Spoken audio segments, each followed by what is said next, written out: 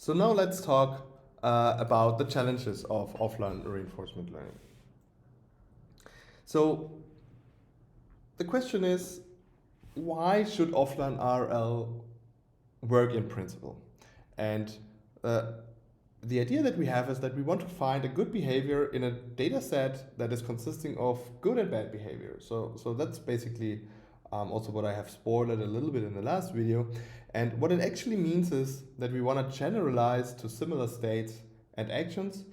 So this is the first thing. So we have data in our data set that is close to the data we will observe later on, and based on how near this data is actually how near the data is actually in some distance space, we want to have our method to generalize to this situation. So this is the one sense. So we like encounter similar situations, and we want our agent to perform well in these similar situations. And another thing is also, which is a very intuitive example that I also had in the last video, we want to be able to stitch together good and bad behavior. For instance, and in order to actually to explain that a little bit more, there's also a benchmarking suite that's called D4RL. There is the AND maze. And for instance, you have an agent that is actually tasked to go from a certain point 1 to a certain point 3.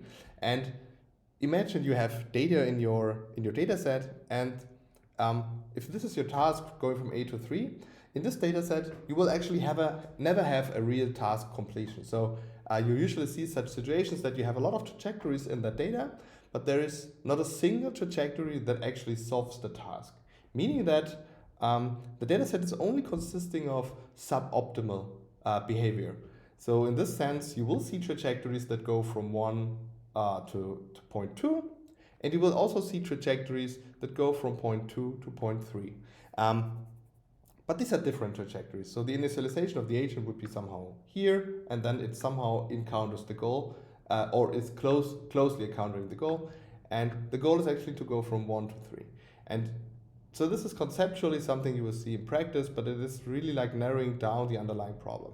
And what you actually want to have, so if you want now train a behavioral agent on that, you will never actually reach the goal starting from 1. So in this sense, you will actually want to have an agent that uncovers the underlying structure of the MDP and starts at point 1, enters the corridor, and at that point doesn't go right, which is actually never actually, there's nothing else actually being part of the data set, it actually should go up. And this is actually not exactly the same state point in here. So you see there's a little bit difference between the yellow and the green trajectory, and you don't actually want your agent to go right until some point and go back. You actually directly want the agent to go to the top corner in here without going right. And this is actually a trajectory or a transition that you will not have in the data set, but you want to uncover this strategy using the data from your data set. And this is actually what we want to do in offline RL. And the question is, why is this so difficult? And the question is, can we just use off-policy reinforcement learning methods to learn from static data sets? So this would be the first thing. So on-policy is somehow out of scope because we are not having our policy that we can actually use. So we just let us frame what we want to do in an off-policy setting. And this is actually what has been done in the past, and this also serves a little bit as a motivation why offline RL is a little bit problematic. So this is the experimental setup. So the idea is just to train soft actor critic. It's a method that we did not really focus so far in our lecture, but just assume some agent that is applied to a off-policy setting. So such method that just works with off-policy data. You could also use something like DQNs. And this is the environment they use the tests on. So it's half cheetah. So in half cheetah, we have seen half cheetah also so far. It's a half of a cheetah. It cannot fall aside. And the idea is actually to move as fast as possible through the environment. And the idea is, can we just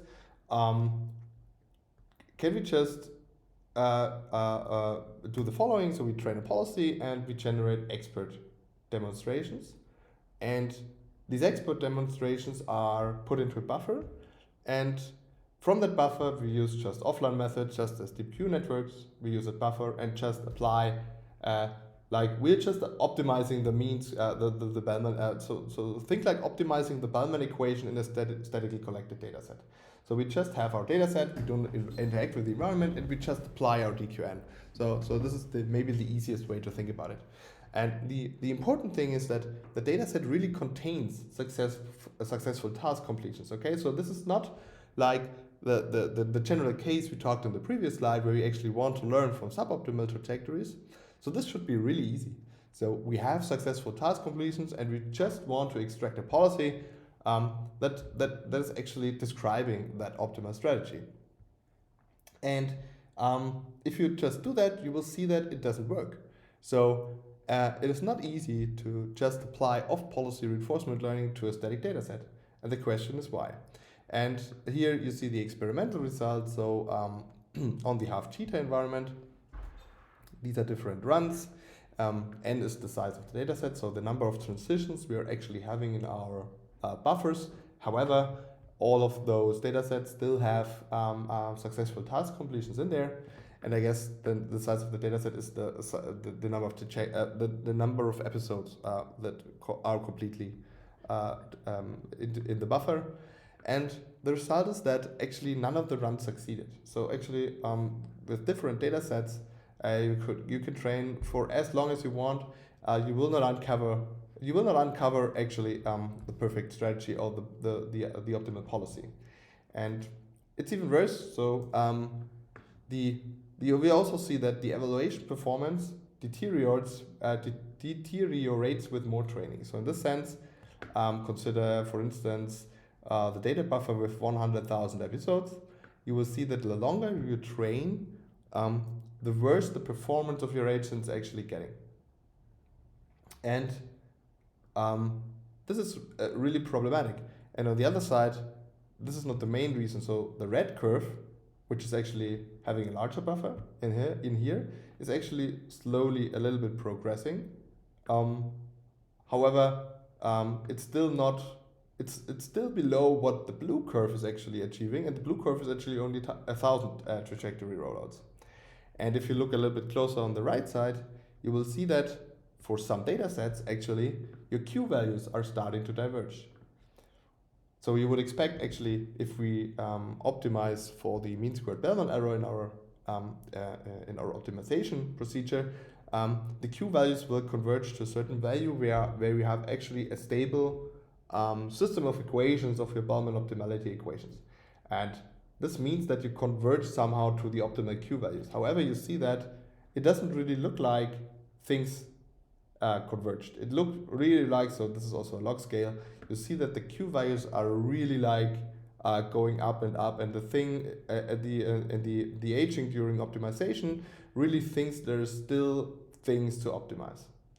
And the question is, why does it really fail? So why is this actually happening? And in order to understand why this happens, let's recap a little bit how we actually learn using Q values under the hood. And we have seen in the first lecture, so I guess it was lecture 2, we talked about generalized policy iteration. And in generalized policy iteration, we have seen the interaction between evaluating a value function and greedily improving a value function. And in this sense, you will always start with some initial Q and pi, and you evaluate the value function, and then you act greedily and update your policy. We do that like immediately. So we have later seen that we do not really need to evaluate everything until convergence. We could just immediately update our policy and be always greedy with respect to the latest version of our policy. So this was GPI.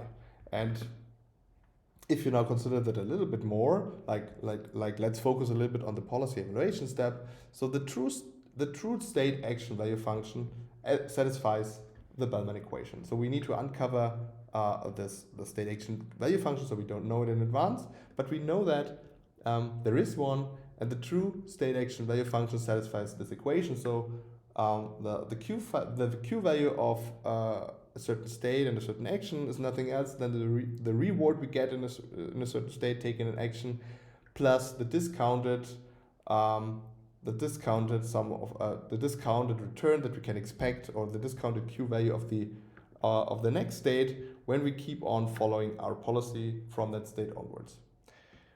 So this is actually the relationship that we know is uncovered if we have a converged system of equations.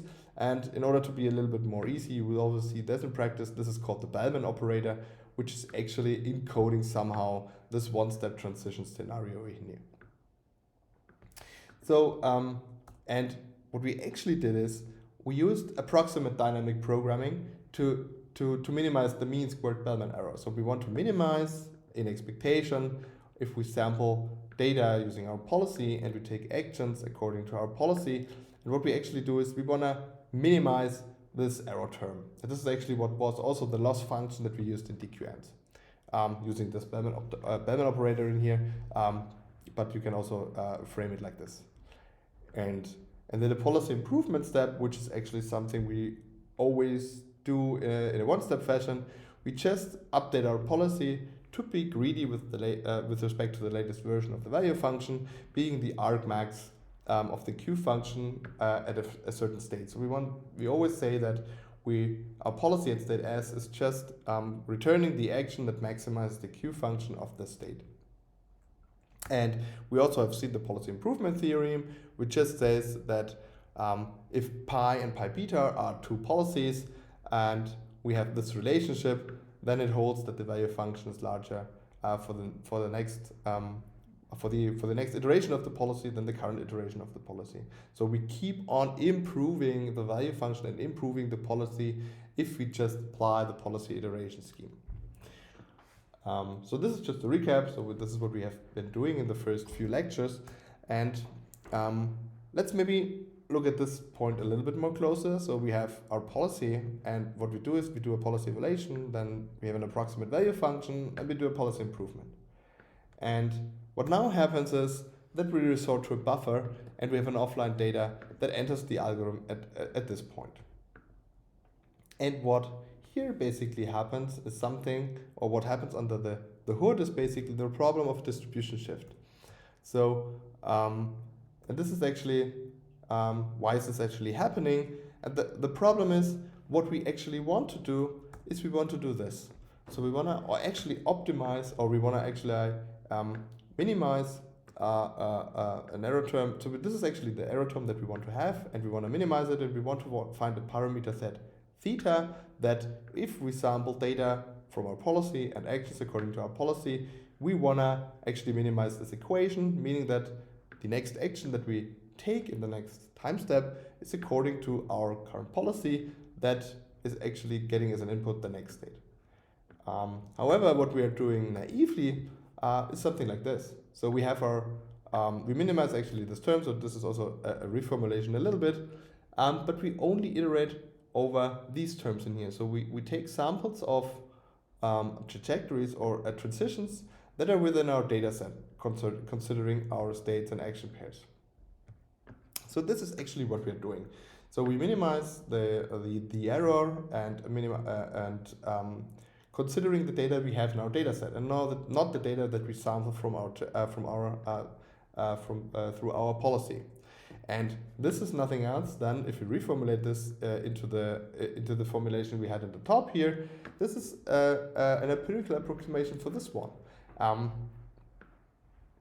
This is close to what we would actually do, but it's a little bit different, because actually we're still selecting actions in here from our policy pi, but we only sample states that are part of our data of our behavioral policy. Meaning that we have, during optimization, a state in action distribution shift.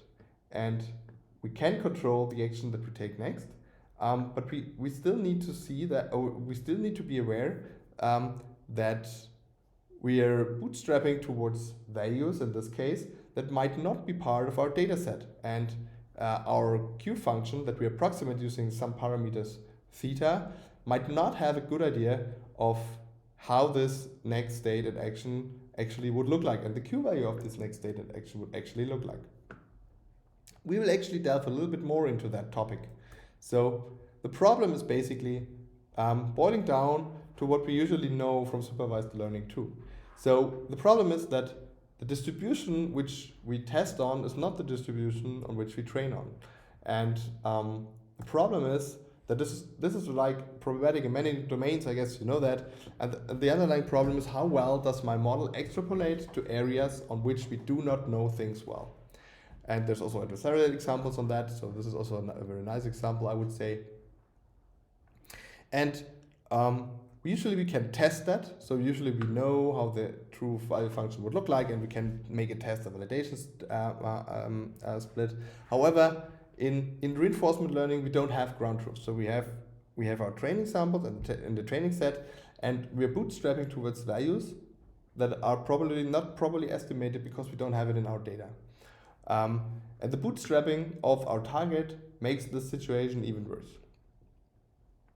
So if we look at, again, what we're actually doing here is, what we actually want to do is we want to do this. So we want to optimize this term in expectation, so the states are sampled from the data set, and we want to minimize the empirical mean squared Bellman error in here, according to the next state action pair that our policy would actually take. And what we naively would do is this one. So we actually sample the data from the data set of our behavioral policy in here, meaning that we have a state distribution shift. So the state distribution shift, if we would train our agent on the data, and we would actually deploy the agent. So during training, we only sample the data from our data set. So this is okay because we don't sample data for states that we didn't have in our data set. So this is fine.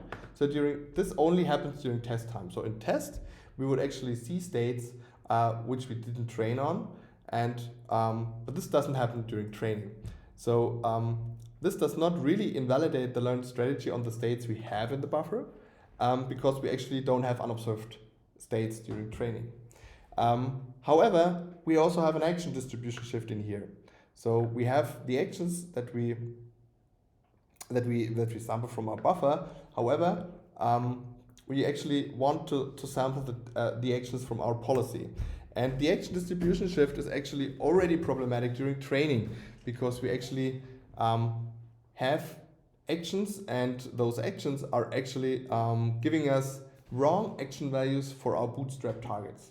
So imagine that I have a nice figure on another slide in here. I will maybe resort to it at this moment. So imagine you apply the argmax operator in Q-learning, and you always bootstrap the value function with respect to the action that maximizes the Q value of your next state. However, in the next state, your behavioral policy will not have maybe executed all the available actions, meaning that for some actions, you don't actually have a ground truth in your dataset. However, your policy pi that you're optimizing somehow has a meaning of what the action would be. And for instance, consider that you have data that looks like this, and you never really encountered actions like this. So this is like for a certain state, all the actions that you can take. And in the dataset, there is these kind of actions are not part of the dataset. However, your model still gives an output on those actions. And these actions might, depending on the generalization of your model, also look like this. And if you're now bootstrapping your Q value of your current state with respect to this QSA of the next state, you would actually bootstrap towards these values, which are of course wrong and actually give you a more optimistic target value to bootstrap towards that actually is happening in practice. Meaning that you always bootstrap towards non-upper bounded Q values, which means that your Q values will start to be overestimated all the time. And this already happens during training, because you're actually bootstrapping, you actually iteratively apply your mean squared Bellman error, and you will bootstrap towards value where your model doesn't really have a good idea of what the real Q value is, and you will bootstrap towards this overestimated Q values for actions of the next state that you didn't really have as part of your buffer. So this slide also says it a little bit. So the policy evaluation problem in here is you have this regression problem with a bootstrap target. So you still have a regression problem and you optimize for the mean squared Bellman error, but the target, so your ground truth you're optimizing to, is not upper bounded with respect to the error. So you will evaluate all the actions that you can do in the next states. However, you might encounter evaluating an action that is not part of your data set. And if you do that, you might be lucky and your model might underestimate the Q value of this action, then it's not a problem. But if it's overestimated, you will assume that in the next state, this is what the agent could actually get. And this is wrong. And then you would also poison all these overestimated Q values throughout your state space. So consider in here, so this would be something like a trajectory. And so imagine that you go through these states and you have an error in here, and because you actually bootstrap an action that is not part of your data set. And the problem is that these error will compound through your trajectory sequence and through your states across the MDP. And in a sense, this means that the errors are propagated throughout your whole state space and will eventually pollute everything. And this is what you see. So what we have seen in the previous slide, where we see that the Q values diverge. So the Q values will always be increasing because you actually get this pollution of overestimated Q values that are not really so large, but our model thinks they are so large, and they pollute everything else that we actually would have better knowledge on. And this is actually what's the problem in practice. And exactly, there is maybe one solution that you probably might think of, and this is something that we know from policy gradients, and so PPO and TRPO are doing that. You could do something like importance sampling. So in importance sampling, the basic idea is actually to say we define something like an importance ratio, and the importance ratio of a PSA is somehow defined like this. It's something like a ratio between how likely is my current policy thinking and action in a certain state is, and how likely is my behavioral policy, or the data that is representing my behavioral policy, thinking that the probability of taking action A in a certain state as is. And if you define that ratio, so you could compute it basically, you could actually weigh your optimization targets towards this importance ratio. So you would just reweigh your actions that you would bootstrap, and that you can actually assign, and then you can actually reformulate it like this. And if you do it like this, the adjusted objective becomes somehow like this. So you have actually for all the states and actions, you're optimizing, and you're actually sampling from your data set, and all the data that you sample, you really need to recalculate or readjust the weight of this bootstrap target, and you would actually learn less from values where you likely have out of distribution targets. So if you have like data where you have in your data set with actions where they are really unlikely in your data set, so the probability of taking action A and S according to our behavior policy is close to 0, then you know this is an out of distribution action, and you will not want your agent during optimization bootstrap towards those actions in the upcoming states. So this is actually what you can do.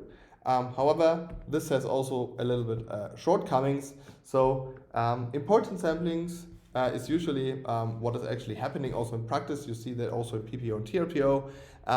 It induces a really high variance. So at some point, the importance ratios are becoming really large.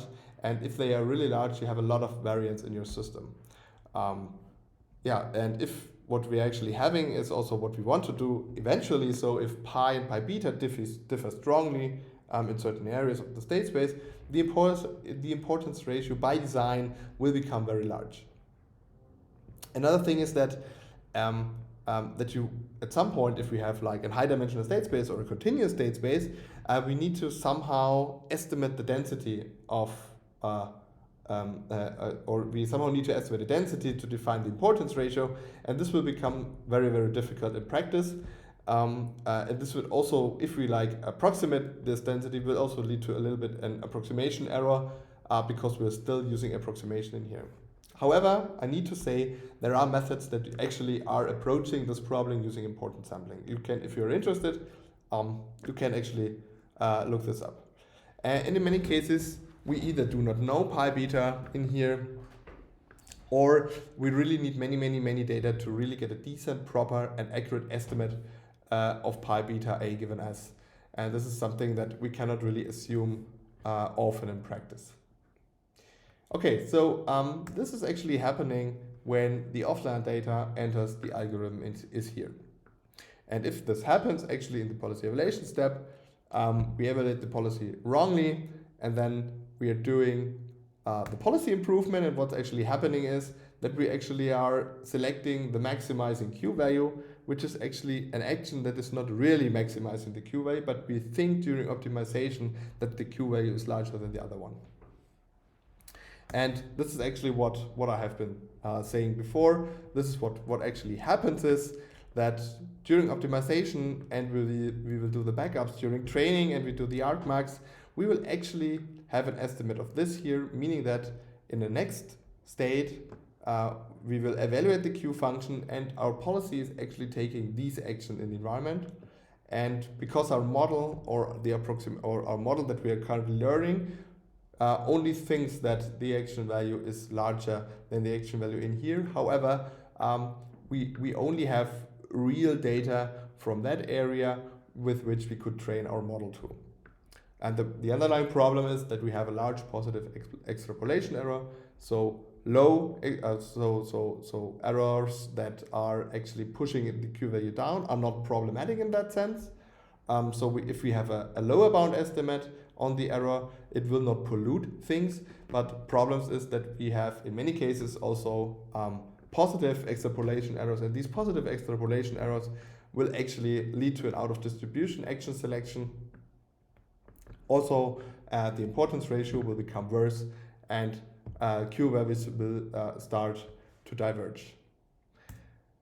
Yeah, so in active reinforcement learning, this is not really a problem.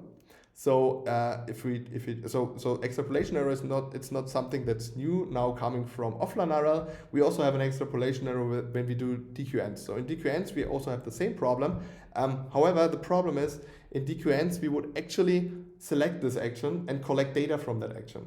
And this would actually mean that we get feedback from the environment that this action was not so well. So we actually see that we have an overestimate thinking of how good the Q value of this action is, and we get corrected down.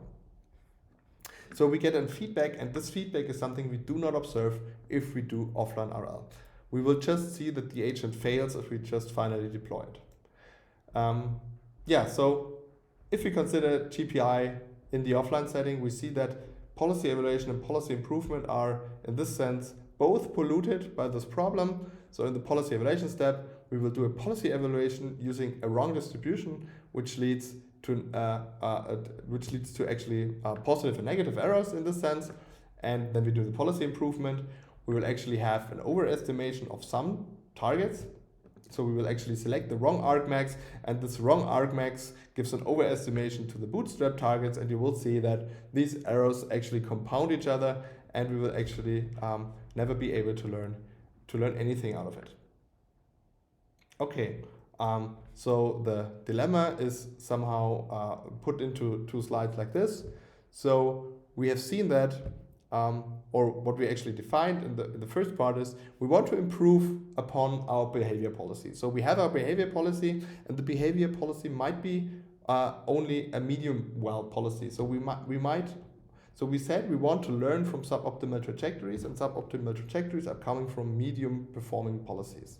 So we want actually that our resulting policy is optimal, meaning that it is different from the behavior policy. However, in the GPI setting that we currently discussed, we want to be able to evaluate our policy pi using the data we have from the behavior policy, which means that if we want to do that approximately correct, pi should be reasonably similar to pi beta. And so this is the trick, this is the tricky trade-off we're currently in. In order to apply GPI, pi and pi beta need be similar a little bit, at least to a certain degree. But if we want to outperform pi beta, we want our pi to be significantly different from pi beta. And this is the trade-off we are in. And the question is, how could we actually solve it? And the problems from another direction could also somehow be put into like this. So the problems that we have in offline RL mainly arise because of the deadly triad that we also have seen in lecture 5. So we have bootstrapping, and we need bootstrapping for efficient learning. So we have seen TD learning is much more efficient than Monte Carlo, meaning that bootstrapping is a very good thing. However, we apply the bootstrapping and we bootstrap towards wrong targets. And this is problematic in the offline setting because we don't get grounded. We have function approximation. We need function approximation because we usually have high-dimensional state spaces. So there's no way around, and we need function approximation. However, if we approximate value, we have errors. And we have seen that positive errors are problematic because positive errors are actually bootstrapping towards overestimated Q values. And we have a distribution shift, so we do off-policy learning, and we have a distribution shift, and this distribution shift is actually compounding all the errors also to our function approximation target. So we will actually see that we get convergence issues in the end. Okay, so I hope this was enough to show you that offline RL is not easy. So everything we have seen so far in this lecture cannot be really used to do offline RL. We have used a little bit, or we resorted a little bit to offline data in an online fashion, which was something off policy, so off policy RL, which is somehow a step towards offline RL. But we actually, if we want to do offline RL, like purely offline RL, everything we have seen so far doesn't really work because we're actually having the deadly triad. And we have the problem of GPI, which is actually not really suited to solve the offline RL problem. In the next videos, we will actually see solutions to actually make the offline RL problem, to actually solve the offline RL problem, and really like to learn an optimal policy from suboptimal offline data.